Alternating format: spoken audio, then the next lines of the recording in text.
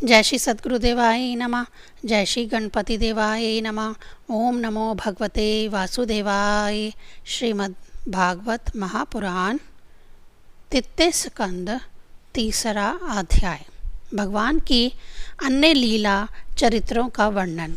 उद्धव जी कहते हैं, इसके बाद श्री कृष्ण अपने माता पिता देवकी वासुदेव को सुख पहुंचाने की इच्छा से बलदेव जी के साथ मथुरा पधारे और उन्होंने शत्रु समुदाय के स्वामी कंस को ऊंचे सिंहासन से नीचे पटक कर तथा उसके प्राण लेकर उसकी लाश को बड़े जोर से पृथ्वी पर घसीटा। संदीपनी मुनि के द्वारा एक बार उच्चारण किए हुए सांगोपांग वेद का अध्ययन करके दक्षिणा स्वरूप उनके मरे हुए पुत्र को पंचन नामक राक्षस के पेट से यमपुरी से लाकर दे दिया। भीष्म नंदनी रुक्मणी के सौंदर्य से अथवा रुक्मी के बुलाने से जो शिशुपाल और उसके सहायक वहां आए हुए थे, उनके सर पर पैर रखकर गंधर्व विधि के द्वारा विवाह करने के लिए अपने नित्य संगी रुक्मिणी को वे वैसे ही हरण कर लाए जैसे गरुड़ अमृत कलश को ले आए थे। स्वयंवर में 7 बिना नथे हुए बालों को नथाकर नग्नजतित यानी सत्या से विवाह किया। इस प्रकार मानभंग हो जाने पर मूर्ख राजाओं ने शस्त्र उठाकर राजकुमारी को छीनना चाहा। तब भगवान श्री कृष्ण ने स्वयं बिना घायल हुए अपने शस्त्रों से उन्हें मार डाला।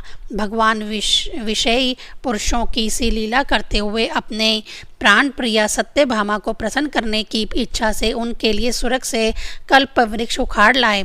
उस समय इंद्र ने क्रोध से अंधे होकर अपने सैनिकों सहित उन पर आक्रमण कर दिया, क्योंकि वह निश्चय ही अपनी स्त्रियों का क्रीड़ा मृग बना हुआ है। अपने विशाल डील डोल से आकाश को भी ढक देने वाले अपने पुत्र भीमासुर को भगवान के हाथ से मरा हुआ देखकर पृथ्वी ने जब उनसे प्रार्थना की, तब उन्होंने भौमासुर के पुत्र भगदत्त को उसका बचा हुआ राज्य देकर उसके अंतःपुर में प्रवेश किया। वहाँ भौमासुर द्वारा हर कर लाई हुई बहुत सी राजकन्याएं थीं। वे दीन बंधु श्री कृष्ण को देखते ही खड़ी हो गई और सब ने महान हर्ष, लज्जा और प्रेमपूर्ण चितवन से तत्काल ही भगवान को पति रूप में वरण कर लिया। तब भगवान ने अपनी निज शक्ति योग माया से उन लालनाओं के अनुरूप उतने ही रूप धारण कर उन सब का अलग अलग महलों में एक ही मुहूर्त में विधिवत पाणी ग्रहण किया। अपनी लीला का विस्तार करने के लिए उन्होंने उनमें से प्रत्येक के गर्भ से सभी गुणों में अपने ही समान 10-10 पुत्र उत्पन्न किए। जय काल, यवन, जरासंध और शल्वा आदि ने अपनी सेनाओं से मथुरा और द्वारकापुरी को घेरा था। तब भगवान ने निज जनों को अपनी अलौकिक शक्ति देकर उन्हें स्वयं मरवाया था। शांबर, द्विवद, बणासुर, मोर, मल्लव तथा दंतवक्र आदि अन्य योद्धाओं में से भी किसी को उन्होंने स्वयं मारा था और किसी को दूसरों से मरवाया। इसके बाद उन्होंने अपने भाई धृष्टराज और पांडु के पुत्रों का पक्ष लेकर आए हुए राजाओं का वो भी संहार किया, जिनके सेना सहित कुरुक्षेत्र में पहुंचने पर पृथ्वी डगमगाने लगी थी। कर्ण, दुशासन और शकुनी की खोटी सलाह से जिसकी आयु और श्री दोनों नष्ट हो चुकी थी तथा भीमसेन की गदा से जिसकी जांग टूट चुकी थी, उस दुर्योधन को अपने साथियों के सहित पृथ्वी पर पड़ा देखकर भी उन्हें प्रसन्नता न हुई। वे सोचने लगे, यदि द्रोण, भीष्म, अर्जुन और भीमसेन ने द्वारा इस 18 अक्षौणी सेना का विपुल संहार हो भी गया तो इससे पृथ्वी का कितना भार हल्का हुआ। अभी तो मेरे अंश रूप प्रद्युम्न आदि से बल से बड़े हुए यादवों का दुस्सह दल बना ही हुआ है। जब ये मधुपान से मतवाले हो लाल लाल आंखें करके आपस में लड़ने लगेंगे, तब उससे ही इनका नाश होगा। इसके सिवा और कोई उपाय नहीं है। असल में मेरे संकल्प करने पर ये स्वयं ही अंतर्ध्यान हो जाएंगे। यूँ सोचकर भगवान ने युधिष्ठिर को अपनी पैतृक राजगद्दी पर बैठाया और अपने सभी सगे संबंधियों को सत्पुरुषों का मार्ग दिखाकर आनंदित किया। उत्तरा के उदर में जो अभिमन्यु ने पुरुवंश का बीज स्थापित किया था, वह भी अश्वत्थामा के ब्रह्मास्त्र से नष्ट सा हो चुका था, किंतु भगवान ने उसे बचा लिया। उन्होंने धर्मराज युधिष्ठिर से 3 अश्वमेध यज्ञ करवाए और वे भी श्री कृष्ण के अनुगामी होकर अपने छोटे भाइयों की सहायता से पृथ्वी की रक्षा करते हुए बड़े आनंद से रहने लगे। विश्वथामा श्री भगवान जी ने भी द्वारकापुरी में रहकर लोक और वेद की मर्यादा का पालन करते हुए सब प्रकार के भोग भोगे, किंतु सांख्य योग की स्थापना करने के लिए उनमें कभी आसक्त नहीं हुए। मधुर मुस्कान, स्नेहमयी चितवन, सुधामयी वाणी, निर्मल चरित्र तथा समस्त शोभा और सुंदरता के निवास अपने श्री विग्रह से लोक परलोक और विशेषतः यादवों को आनंदित किया तथा रात्रि में अपनी प्रियों के साथ क्षणिक अनुराग युक्त होकर समुचित विहार किया और इस प्रकार उन्हें भी सुख दिया। इस तरह बहुत वर्षों तक विहार करते करते उन्हें गृहस्थ आश्रम संबंधी भोग सामग्रियों से वैराग हो गया। ये भोग सामग्रियाँ ईश्वर के अधीन हैं और जीव भी उन्हीं के अधीन है। जब योगेश्वर भगवान श्री कृष्ण को ही उनसे वैराग हो गया तब भक्ति योग के द्वारा उनका अनुगमन करने वाला भक्त तो उन पर विश्वास ही कैसे करेगा। एक बार द्वारकापुरी में खेलते हुए यदुवंशी और भोजवंशी बालकों ने खेल खेल में ही कुछ मुनीश्वरों को चिढ़ा दिया। तब यादव कुल का नाश ही भगवान को अभीष्ट है, यह समझकर उन ऋषियों ने बालकों को शाप दे दिया।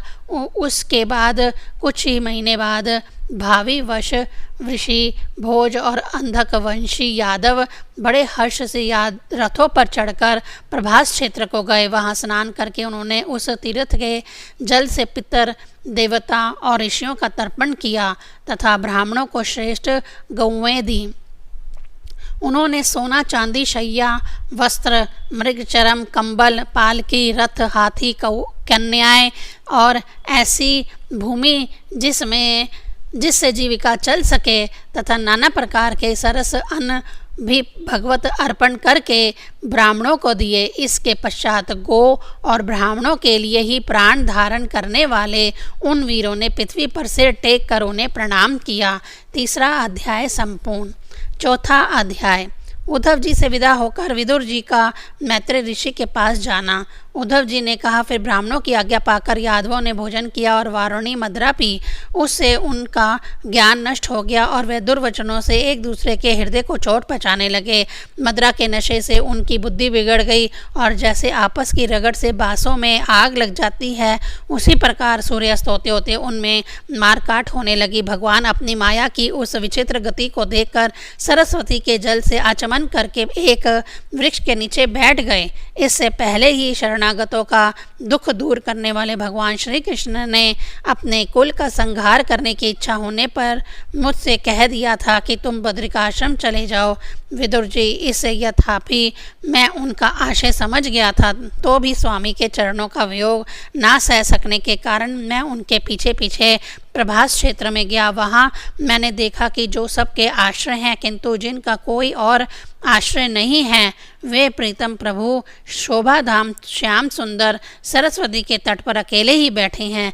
दिव्य विशुद्ध सत्वमय अत्यंत सुंदर श्याम शरीर है, शांति से भरी रत्नारी आँखें हैं, उनकी 4 भुजाएं और रेशमी पीतांबर देखकर मैंने उनको दूर से ही पहचान लिया। वह एक पीपल के छोटे से वृक्ष का सहारा लिए बाई जांग पर दाहिना चरण कमल रखे हो बैठे थे। भोजन पान का त्याग कर देने पर भी वे आनंद से प्रफुल्लित हो रहे थे। इसी समय व्यास जी के प्रिय मित्र परम भागवत सिद्ध मैत्रेय जी लोकों में स्वच्छंद विचरते हुए वहां आ पहुँचे। मैत्रेय मुनि भगवान के अनुरागी भक्त हैं। आनंद और भक्ति भाव से उनकी गर्दन झुक रही थी। उनके सामने ही श्री हरि ने प्रेम एवं मुस्कान युक्त चितवन से मुझे आनंदित करते हुए कहा। श्री भगवान कहने लगे, मैं तुम्हारी आंतरिक अभिलाषा जानता हूँ, इसलिए मैं तुम्हें वह साधन देता हूँ जो दूसरों के लिए अत्यंत दुर्लभ है। उद्धव, तुम पूर्व जन्म में वसु थे। विश्व की रचना करने वाले प्रजापतियों और वसुओं के यज्ञ में मुझे पाने की इच्छा से ही तुमने मेरी आराधना की थी। साधु स्वभाव उद्धव, संसार में तुम्हारा यह अंतिम जन्म है, क्योंकि इसमें तुमने मेरा अनुग्रह प्राप्त कर लिया है। अब मैं मृत्यु लोक को छोड़कर अपने धाम में जाना चाहता हूँ। इस समय यहाँ एकांत में तुमने अपनी अनन्य भक्ति के कारण ही मेरा दर्शन पाया है और यह बड़े सौभाग्य की बात है। पूर्व काल में पादकल्प के आरंभ में मैंने अपने नाभि कमल पर बैठे हुए ब्रह्मा को अपनी महिमा के प्रकट करने वाले जिस श्रेष्ठ ज्ञान का उपदेश किया था और जिसे विवेकी लोग भागवत कहते हैं, वही मैं तुम्हें देता हूँ। विदुर जी, मुझ पर तो प्रतिक्षण उन परम पुरुष की कृपा बरसा करती थी। इस समय उनके इस प्रकार आदरपूर्वक कहने से स्नेहवश मुझे रोमांचक हो आया। मेरी वाणी गदगद हो गई और नेत्रों से आंसुओं की धारा बहने लगी। उस समय मैंने हाथ जोड़कर उनसे कहा, स्वामिन, आपके चरण कमलों की सेवा करने वाले पुरुषों को इस संसार में अर्थ, धर्म, काम, मोक्ष, इन चारों में से कोई भी पदार्थ दुर्लभ नहीं है। तथापि मुझे उनमें से किसी की इच्छा नहीं है। मैं तो केवल आपके चरण कमलों की सेवा के लिए ही ललायत रहता हूँ। प्रभु, आप निष्प्रह होकर भी कर्म करते हैं, अजन्मा होकर भी जन्म देते हैं, काल रूप होकर भी शत्रु के डर से भागते हैं और द्वारका के किले में जाकर छिप रहते हैं और स्व आत्मा राम होकर भी 16,000 स्त्रियों के साथ रमण करते हैं। इन विचित्र चरित्रों को देखकर विद्वानों की बुद्धि भी चक्कर में पड़ जाती है। देव, आपका स्वरूप ज्ञान सर्वथा अबाध और अखंड है, फिर भी आप सलाह लेने के लिए मुझे बुलाकर जो भोले मनुष्य की तरह बड़ी सावधानी से मेरी सम्मति पूछा करते थे, प्रभु, आपकी वह लीला मेरे मन को मोहित सा कर देती है। स्वामिन, अपने स्वरूप का गूढ़ रहस्य प्रकट करने वाला जो श्रेष्ठ एवं समग्र ज्ञान आपने ब्रह्मा जी को बतलाया था, वह यदि मेरे समझने योग्य हो तो मुझे भी सुनाइए, जिससे मैं भी इस संसार दुख को सुगमता से पार कर जाऊं। जब मैंने इस प्रकार अपने हृदय का भाव निवेदित किया, तब परम पुरुष कमल नयन भगवान श्री कृष्ण ने मुझे अपने स्वरूप की परम स्थिति का उपदेश दिया। इस प्रकार पूज्यपाद गुरु श्री कृष्ण ने आत्म तत्व की उपलब्धि का साधन सुनकर तथा उन प्रभु के चरणों की वंदना और परिक्रमा करके मैं यहाँ आया हूँ। इस समय उनके विरह से मेरा चित्त अत्यंत व्याकुल हो रहा है। विदुर जी, पहले तो उनके दर्शन पाकर मुझे आनंद हुआ था, किंतु अब तो मेरे हृदय को उनकी विरह व्यथा अत्यंत पीड़ित कर रही है। अब मैं उनके प्रिय क्षेत्र बद्रिकाश्रम में को जा रहा हूँ, जहाँ भगवान श्री नारायण देव और नर, ये दोनों ऋषि लोगों पर अनुग्रह करने के लिए दीर्घकालीन सौम्य, दूसरों को सुख पहुँचाने वाली एवं कठिन तपस्या कर रहे हैं। श्री सुखदेव जी कहते हैं, इस प्रकार उद्धव जी के मुख से अपने प्रिय बंधुओं के विनाश का असहाय समाचार सुनकर परम ज्ञानी विदुर जी को जो शोक उत्पन्न हुआ, उसे उन्होंने ज्ञान द्वारा शांत कर दिया। जब भगवान श्री कृष्ण के परिकरों में प्रधान महाभागवत उद्धव जी बद्रिकाश्रम को जाने लगे, तब कुरुक्षेत्र विदुर जी ने श्रद्धा पूर्वक उनसे पूछा। विदुर जी ने कहा, उद्धव जी, योगेश्वर भगवान श्री कृष्ण ने अपने स्वरूप के गूढ़ रहस्य को प्रकट करने वाला जो परम ज्ञान आपसे कहा था, वह आप हमें भी सुनाइए, क्योंकि भगवान के सेवक तो अपने सेवकों का कार्य सिद्ध करने के लिए ही विचारा करते हैं। उद्धव जी ने कहा, उस तत्व ज्ञान के लिए आपको मुनिवर मैत्रेय जी की सेवा करनी चाहिए। इस मृत्यु लोक को छोड़ते समय मेरे सामने स्वयं भगवान ने ही आपको उपदेश करने के लिए उन्हें आज्ञा दी थी। श्री सुखदेव जी कहते हैं, इस प्रकार विदुर जी के साथ व विश्वमूर्ति भगवान श्री कृष्ण के गुणों की चर्चा होने से उस कथा अमृत के द्वारा उद्धव जी का वियोग जनित महान ताप शांत हो गया। यमुना जी के तीर पर उनकी वह रात्रि एक क्षण के समान बीत गई। फिर प्रातःकाल होते ही वह वहां से चल दिए। राजा परीक्षित ने पूछा, भगवान, वृषिकुल और भोजवंश के सभी रथी और यूथपतियों के भी यूथपति नष्ट हो गए थे। यहाँ तक कि त्रिलोकीनाथ श्री हरि को भी अपना वह रूप छोड़ना पड़ा था। फिर उन सब के मुखिया उद्धव जी ही कैसे बचे रहे?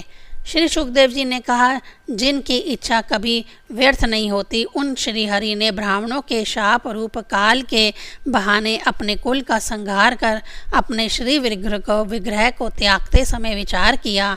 अब इस लोक से मेरे चले जाने पर संयमी शिरोमणि उद्धव ही मेरे ज्ञान को ग्रहण करने के सच्चे अधिकारी हैं। उद्धव मुझसे अणुमात्र भी कम नहीं है, क्योंकि वे आत्मजयी हैं, विषयों से कभी विचलित नहीं हुए। अतः लोगों को मेरे ज्ञान की शिक्षा देते हुए वे यहीं रहें। वेदों के मूल कारण जगत गुरु श्री कृष्ण के इस प्रकार आज्ञा देने पर उद्धव जी बद्रिका आश्रम में जाकर समाधि योग द्वारा श्री हरि की आराधना करने लगे। कुरुक्षेत्र परीक्षित परमात्मा श्री कृष्ण ने लीला से ही अपना श्री विग्रह प्रकट किया था और लीला से ही उसे अंतर्ध्यान भी कर दिया। उनका वह अंतर्ध्यान होना भी धीर पुरुषों का उत्साह बढ़ाने वाला तथा दूसरे पशु तुल्य अधीर पुरुषों के लिए अत्यंत दुष्कर था। परम भागवत उद्धव जी के मुख से उनके प्रशंसनीय कर्म और इस प्रकार अंतर्ध्यान होने का समाचार पाकर तथा यह जानकर कि भगवान ने परम धाम जाते समय मुझे भी स्मरण किया था, विदुर जी ने उद्धव जी के चले जाने पर प्रेम से विहल होकर रोने लगे। इसके पश्चात सिद्ध शिरोमणि विदुर जी यमुना तट से चलकर कुछ दिनों में गंगा जी के किनारे जा पहुँचे, जहाँ श्री मैत्रेय जी रहते थे। चौथा अध्याय संपूर्ण। ओम नमो भगवते वासुदेवाय।